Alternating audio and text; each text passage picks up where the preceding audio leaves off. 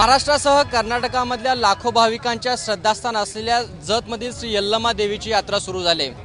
या यात्रेमध्ये दरवर्षी खिल्लारी जनावरांची मोठ्या प्रमाणावर खरेदी होते। यंदा या यात्रेचं वैशिष्ट्य म्हणजे या यात्रेमध्ये कॅशलेस प्रदर्शन, कृषी कॅशलेस प्रदर्शन भरवण्यात आलंय।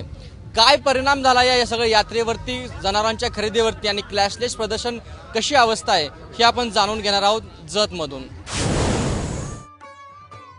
जतमधली यल्लमाची यात्रा जितकी आध्यात्मिक दृष्ट्या महत्त्वाची तितकीच आर्थिक दृष्ट्याही।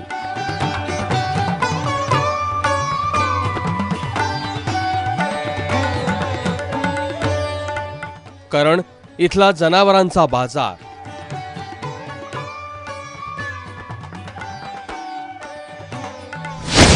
पण नोटाबंदीच्या निर्णयानं यंदा मात्र या बाजाराची रौनकच गेली।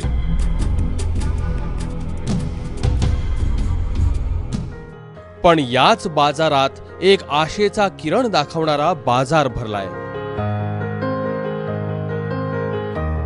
हे आहे कॅशलेस कृषी प्रदर्शन। हातात चलन असो वा नसो, बाजारात या, खरेदी करा, चेक द्या आणि मोकळे व्हा।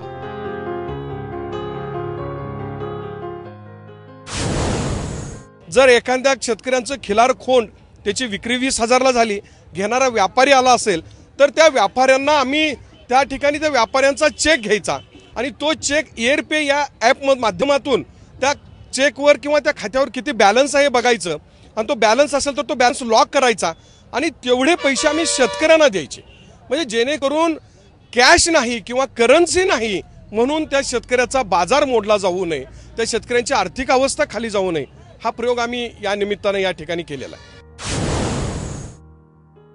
योजना चांगली आहे, पण तळागाळातल्या किती शेतकऱ्यांना याचा फायदा मिळाला? ड्रिपच्या माध्यमातून शेती करायची असेल, मॉडिफिकेशन ज्या ट्रॅक्टर्स आले असतील किंवा त्या शेतीच्या संबंधित जे अवजारे आले असतील, हे जर बघायचे झाले तर प्रामुख्याने त्यांना सांगलीला किंवा इतर ठिकाणी जावं लागतं। तर हे शेती प्रदर्शनाच्या निमित्तानं ही सगळी दालनं या जतच्या ठिकाणी आम्ही उघडी केलेली आहेत। ज्यांनी या कॅशलेस बाजाराचा फायदा घेतला ते फायद्यात आहेत, पण ज्यांनी तंत्रज्ञानाशी जुळवून घेतलं नाही ते मात्र तोट्यात आहेत।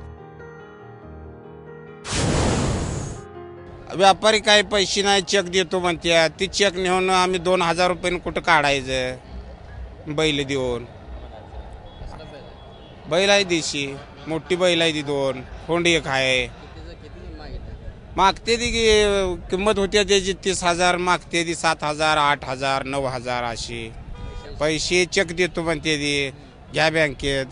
जनावर आज दुप्पट किंमत असल्या कारणाने निम्म्या किमतीवर मागितलं तरी लोक घेऊन जाणार। पैसेच नसल्यामुळं बँकेत गेल्यानंतर 2,000 3,000 दिल्यानंतर त्या लोकांना पैसे द्यायचं होत नाही ना। शेतकऱ्यांचा फार हाल आहे। आता जनावरांच्या बाजारात ही अवस्था, तर किरकोळ दुकानांमध्येही काही वेगळी अवस्था नाहीये। आकाश पाळणे रिकामे, स्टॉल सुने सुने आणि कारण एकच, नोटाबंदी। आम्ही हा जो व्यवसाय आहे तो फायनान्स काढून आणि कर्ज काढून या ठिकाणी म्हणजे व्यवस्थापन केलेलं आहे आणि आता त्याचे सुद्धा पैसे माघार देणं कठीण आहे। त्यामुळं भयंकर अशी अडचण निर्माण झालेली आहे या ठिकाणी।